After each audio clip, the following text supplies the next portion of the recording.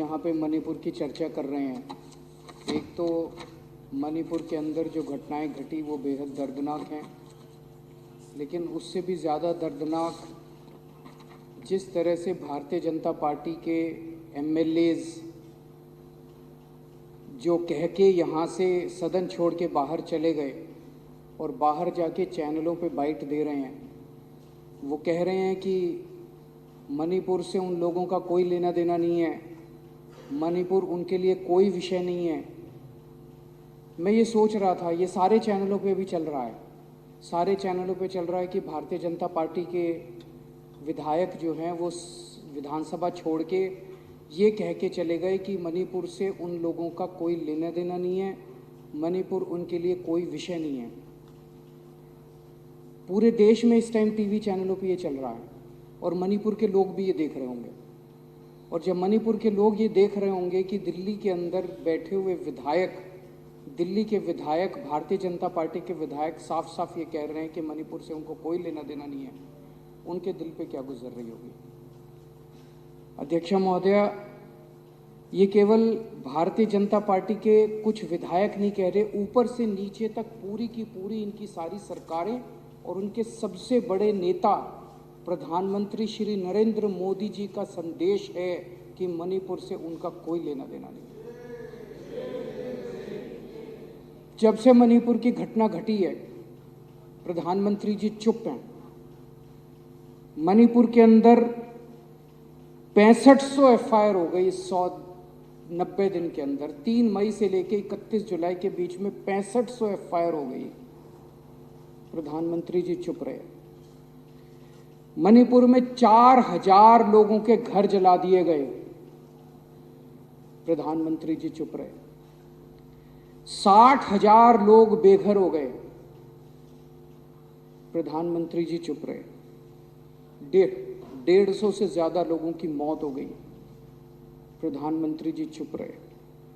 350 धार्मिक स्थल जला दिए गए,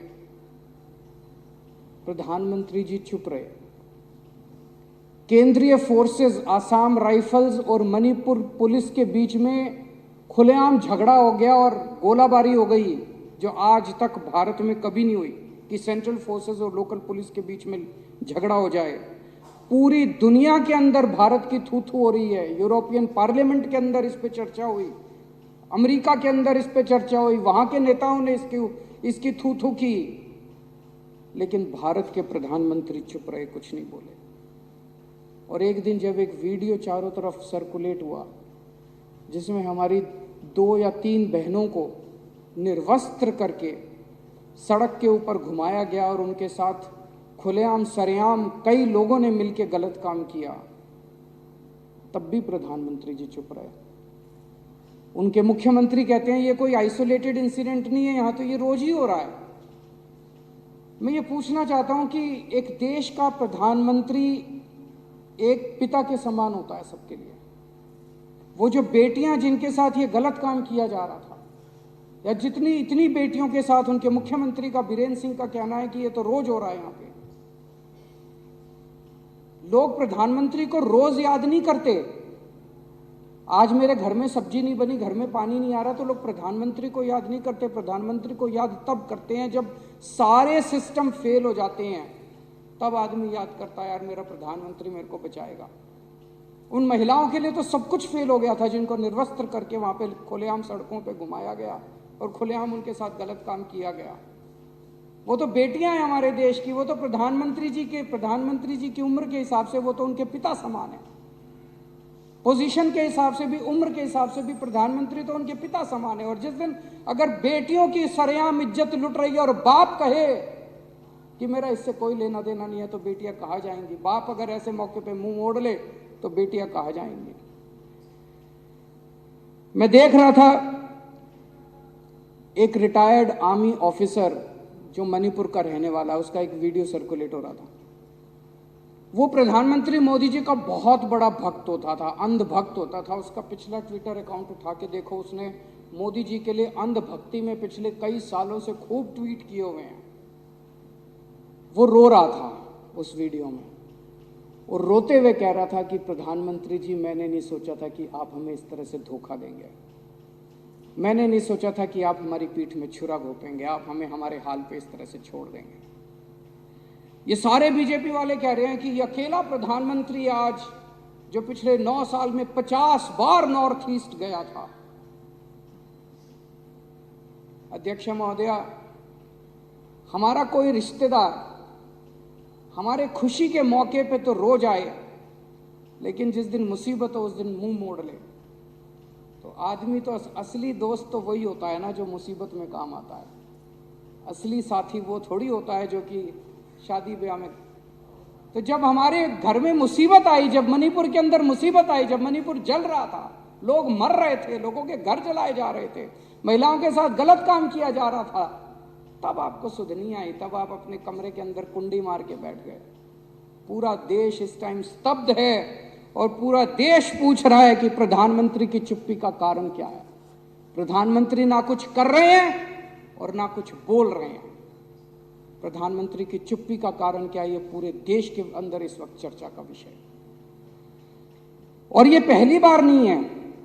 पिछले 9 साल के अंदर जब जब इस देश के ऊपर आपदा आई, जब जब इस देश के अंदर कोई आपदा आई, ये प्रधानमंत्री चुप हो गए, अपने कमरे में जाके अंदर कुंडी मार के बैठ गए। ये प्रधानमंत्री मैदान छोड़ के भाग गए। ये प्रधानमंत्री कहीं दिखाई नहीं दिए, लोग चिल्लाते रहे। अभी थोड़े दिन पहले मेरे को याद है, जंतर मंतर के ऊपर हमारी महिला पहलवान जंतर मंतर के ऊपर बैठी थी। उनके आरोप थे कि उनके साथ कुश्ती फेडरेशन के प्रेसिडेंट ब्रजभूषण सिंह ने उनके साथ छेड़खानी किया और उनके साथ गलत हरकतें की है। यही महिला पहलवान जब मेडल जीत के आई थी ओलंपिक के अंदर, तो प्रधानमंत्री जी सबसे पहले फोटो खिंचवाने पहुंच गए थे। और वो वीडियो भी देखा मैंने जिसमें उन्होंने महिला पहलवानों को कहा, बेटा तुम मेरी बेटियों के समान हो, कल को कोई दिक्कत हो मेरे पास आ जाना। जब उन महिला पहलवानों ने कहा कि हमारे साथ पिताजी, हमारे साथ गड़बड़ हो गई, हमारे साथ बदसलूकी हो गई, तो प्रधानमंत्री जी चुप हो गए। प्रधानमंत्री जी ने चुप्पी साध ली। कम से कम इतना तो कह देते, प्रधानमंत्री जी अगर इतना ही कह देते कि बेटा चिंता ना करो, मैं हूं, मैं जांच कराऊंगा, दोषियों को सजा दिलवाऊंगा, कम से कम लोगों को संतुष्टि तो मिल जाती कि प्रधानमंत्री है। मणिपुर के केस में कम से कम इतना ही कह देते, मणिपुर के लोगों को एक अपील, शांति की अपील ही कर देते प्रधानमंत्री कि मैं मणिपुर के लोगों से शांति की अपील करता हूं कि कृपया हिंसा मत कीजिए। शांति की अपील तक नहीं करते हमारे प्रधानमंत्री, कमरे में कुंडी मार के बैठ जाते। जब ये महिला पहलवान थी, महिला पहलवानों को एक अपील कर देते, वो तो बेचारी केवल प्रधानमंत्री से 2 शब्द सुनने के लिए बेताब थी। अगर वो कह देते कि बेटा चिंता ना करो, जिसने भी तुम्हारे साथ गड़बड़ किया मैं उनको बख्शूंगा नहीं। उन्होंने क्या किया, सुप्रीम कोर्ट जाना पड़ा इन बिचारी महिला पहलवानों को एक एफआईआर दर्ज कराने के लिए, एक एफआईआर दर्ज कराने के लिए। ऐसे प्रधानमंत्री हैं।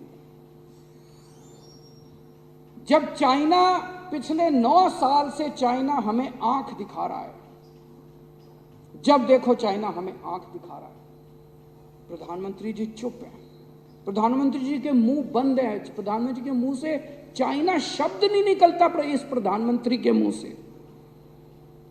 मेरे को याद है अक्टूबर 2019 में चाइना के राष्ट्रपति इंडिया आए और इंडिया के अंदर तमिलनाडु में महाबलेश्वर में दोनों हाथ में हाथ मिला के चाइना के राष्ट्रपति और हमारे प्रधानमंत्री हाथ में हाथ मिला के महाबलीपुरम के मंदिर में घूम रहे थे। उसके फोटो खींचे गए अक्टूबर 2019।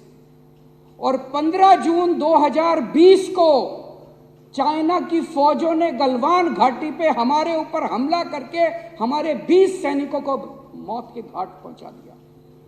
2000 स्क्वायर किलोमीटर का एरिया कब्जा कर लिया। 2000 स्क्वायर किलोमीटर मतलब दिल्ली 1400 स्क्वायर किलोमीटर है। दिल्ली से 1.5 गुना इलाका, दिल्ली से 1.5 गुना इलाका चाइना के फोर्सेस ने कब्जा कर लिया हमारा। प्रधानमंत्री जी चुप रहे, उन्होंने कुछ नहीं बोला। अफवाहें लेके कई लोगों का दावा है, अफवाहें कि 2000 स्क्वायर किलोमीटर जो इन्होंने हमारा कब्जा किया है, अंडर हैंड डीलिंग करके कोई चुपके से डील हुई है और शायद इन्होंने ये उनको दे दिया है, उनसे संधि। अध्यक्ष महोदय, सबसे शर्मनाक बयान अभी फरवरी के महीने में हमारे भारत के विदेश मंत्री एस जयशंकर का आया। उन्होंने कहा they are the bigger economy, China हमसे बड़ी इकोनॉमी है। What I am going to do, मैं क्या करूं? हद है यार, हमारे देश का विदेश मंत्री कहता मैं क्या करूं? As a smaller economy I am going to pick up a fight with the bigger economy. It is not a question of being reactionary, it's a question of common sense. ये हमारे देश के विदेश मंत्री कह रहे हैं। इसके ऊपर बहुत सारे रिटायर्ड आर्मी के अफसरों ने लिखा। एक मेजर जनरल शैल झा हैं, उन्होंने ट्वीट किया, mister Jaishankar should know that it's not India but China which is picking up the fight. Economy or no economy, if we bow down to a bully, we are abandoning our self-respect. Is it acceptable? What a shame. It's cowardice. अध्यक्ष महोदया, ये लोग पानी P P के जवाहरलाल नेहरू को गालियां देते हैं।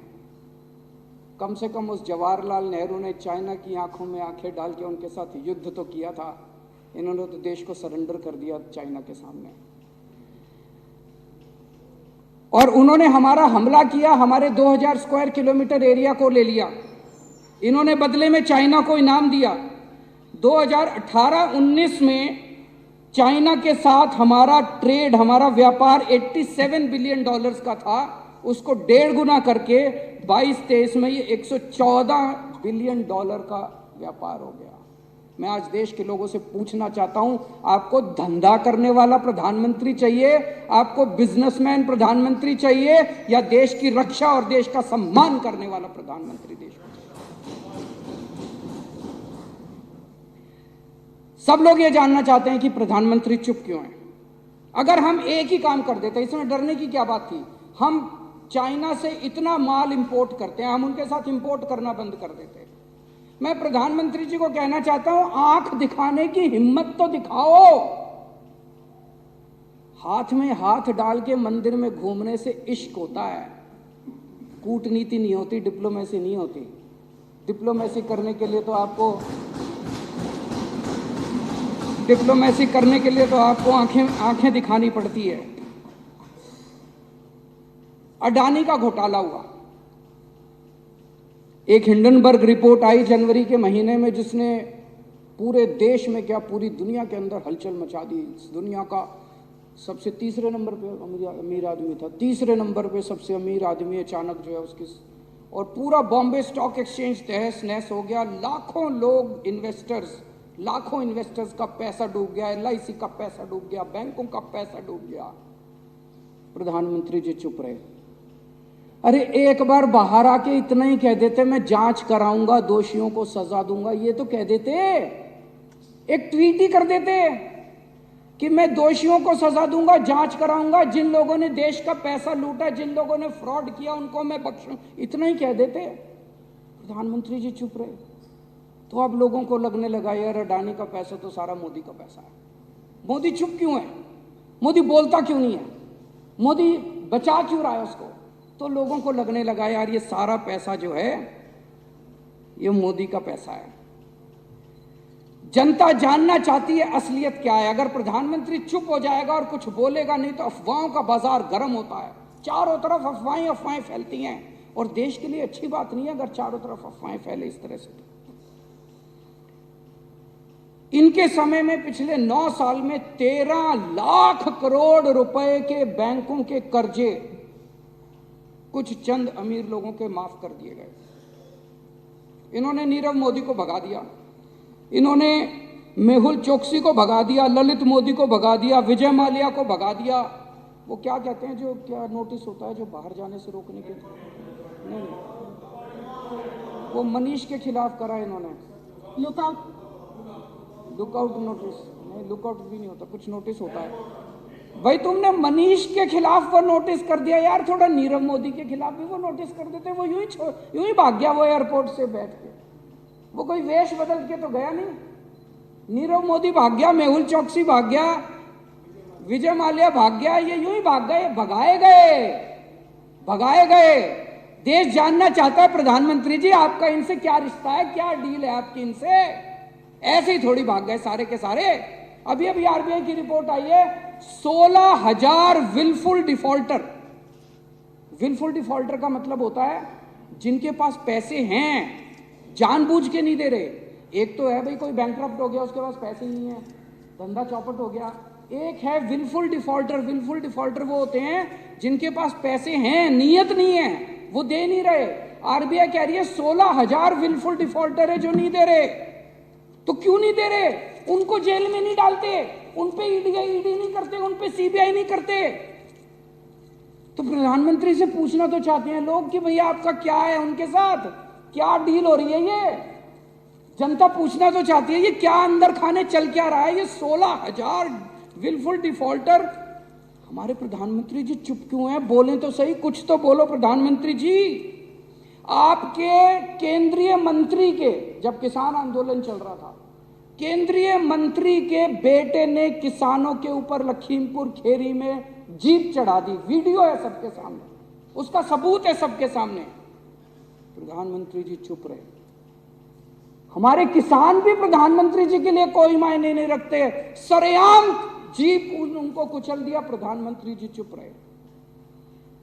14 सितंबर 2020 को हाथरस में एक दलित बेटी के साथ, 19 साल की दलित बेटी के साथ 4 लड़कों ने गैंगरेप किया। प्रधानमंत्री जी चुप रहे, कुछ नहीं बोले। और अभी हरियाणा के अंदर पहले नूह में और उसके बाद सोना में और फिर गुड़गांव के अंदर सरेआम 2 समुदायों के बीच में हिंसा हुई। पूरे दुनिया के अंदर छूत हुई। प्रधानमंत्री जी चुप रहे। अभी थोड़े दिन पहले एक भाषण दिया प्रधानमंत्री जी ने, फलाने उन्होंने 2-3 नेताओं का नाम लिया। फलाने नेताओं ने 17,000 करोड़ रुपए का घोटाला कर दिया। 3 दिन बाद प्रधानमंत्री जी उनको अपनी पार्टी में शामिल कर दिया। तो जनता जानना चाहती है जी 3 दिन के अंदर उस घोटाले का क्या हुआ। प्रधानमंत्री जी चुप रहे। अभी किसी ने सीएजी की रिपोर्ट आई है कि 18 करोड़ रुपए प्रति किलोमीटर की सड़क को 250 करोड़ रुपए प्रति किलोमीटर की सड़क पे बना दिया। प्रधानमंत्री जी चुप रहे। तो अब देश के अंदर चारों तरफ चर्चा हो रही है, क्या मोदी जी एक कमजोर, अहंकारी और भ्रष्ट प्रधानमंत्री हैं। आज ये सदन प्रधानमंत्री जी से अपील करना चाहता है कि बाकी बातें बाद में हो जाएंगी, मणिपुर को संभाल लीजिए, कुछ तो कहिए, कुछ तो करिए।